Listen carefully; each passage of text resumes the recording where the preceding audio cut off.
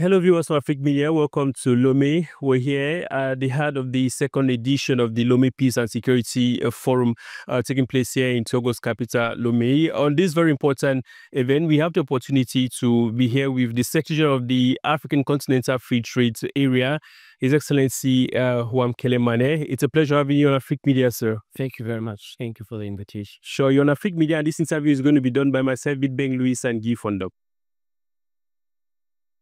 Yes, thank you very much, Mr. Bidben, and we have a great pleasure to have His Excellency Wenkele Nene, who is as you introduced, who is the General Secretary, the Secretary General of ZLECAf.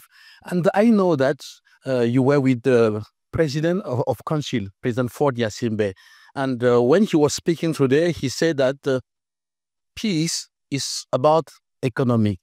It's when you have something that you can eat, for example, when you can, you can afford a lot of things. So that means that you can be in peace. So what can you tell us, especially about that point of view that expressed President Ford Yasimbe? Oh, thank you very much. Let me just reiterate the importance of the president's speech. The president was very clear that you need to have peace as a prerequisite for economic development. Without peace, you will not have economic development. You will not be able to create jobs. You will not be able to create innovation. You will not be able to create opportunities for young people. And so the dialogue today made that point abundantly clear, that Africa must continue the efforts at peace building and ensuring security of our populations. And then that will enable us to focus very strongly on building our economies. You cannot build an economy in the context of instability, in the context of war or conflict. You can only build economic prosperity where there is stability, predictability, peace, and security.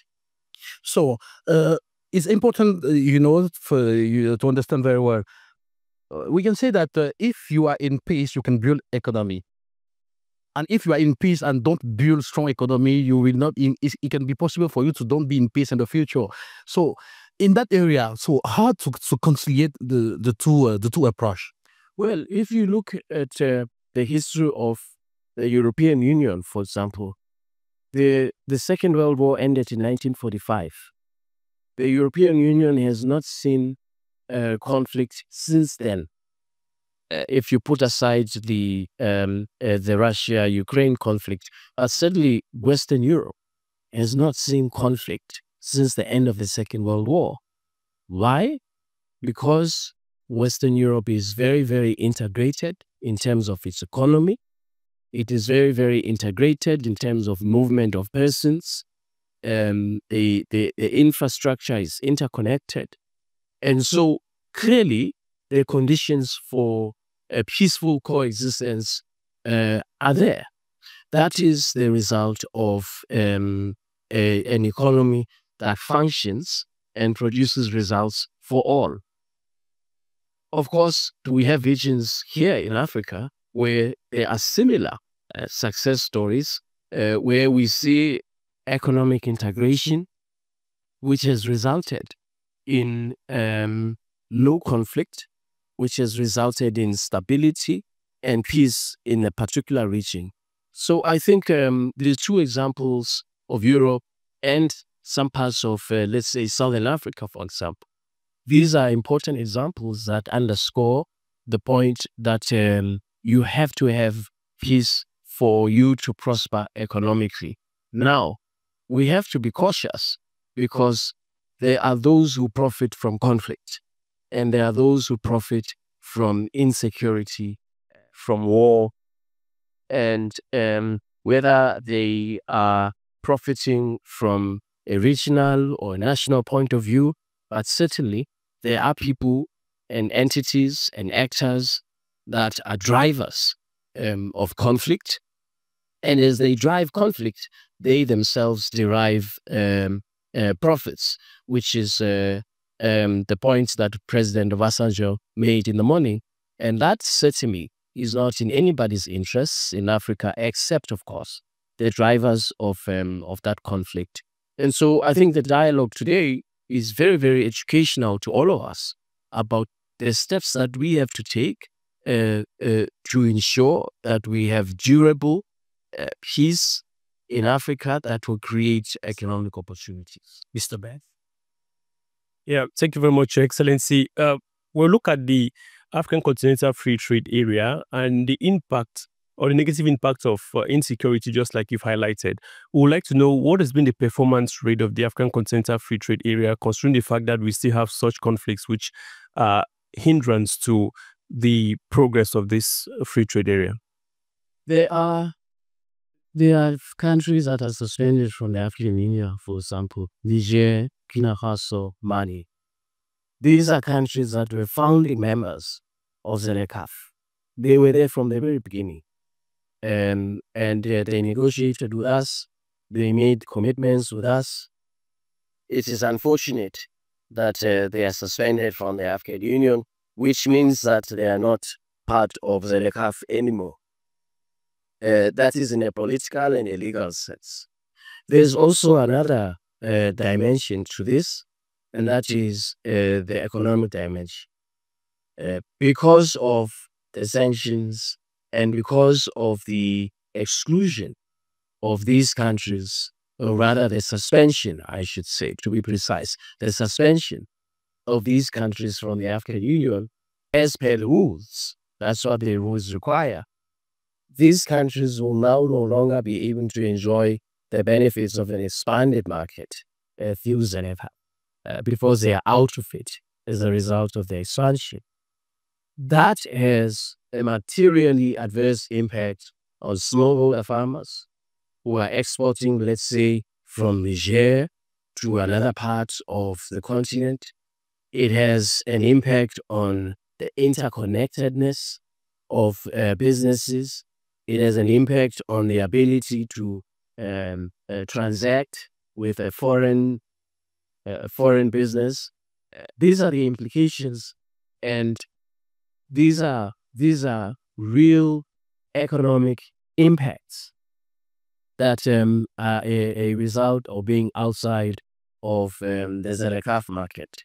Now, that said, we have, as we speak today, you and I, there are 24 countries that are actively trading under the rules of ZLECAF, and these 24 countries trade in goods, in services, in agricultural products. So the trade is happening. In 2023, the volume of trade, intra-Africa trade recorded was $220 billion. 2023, we have not yet quantified 2024. But the point is, Africa is a significant market, and it is regrettable that there are countries that, because they are suspended from the African Union, they are not able to partake in this very, very significant market that is presented by ZLECAF. A forum like the Lome Peace and Security Forum positions itself as a platform that seeks to look for homegrown solutions to some of these challenges. How do you see this forum helping to resolve this crisis, and how do you think it's going to affect the performance of the African Continental Free Trade Area? Well, the point I made in the segment earlier, before we broke for lunch, is that we don't often articulate the nexus between trade, on the one hand, investment, and on the other hand, peace, security. Often we talk about investment, trade, commercial relations as if they happen in a vacuum. They do not. The precondition for trade and investment to happen is a peaceful, secure environment where businesses can expand to other parts of the continent that are peaceful and secure themselves.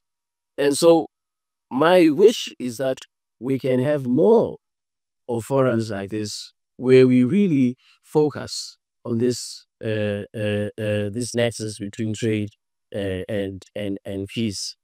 I've been very encouraged by the dialogue today. We heard some from our heads of states, President of the Council, former President Obasanjo. We heard from President of Liberia about what our continent has to do to secure peace and prosperity. And I believe that the dialogue here today is the start of us exploring those ideas at the continental level, at the regional level for ECOWAS, and then spreading out through the continent. It's a very important dialogue, and I am very encouraged that the government of Togo has taken this initiative. There is no other initiative like this in the entire world, so the government has to be commended. Thank you very much, sir, to be here with us. Thank you very much. Thank you very much for inviting me. Thank you, Mr. Ben.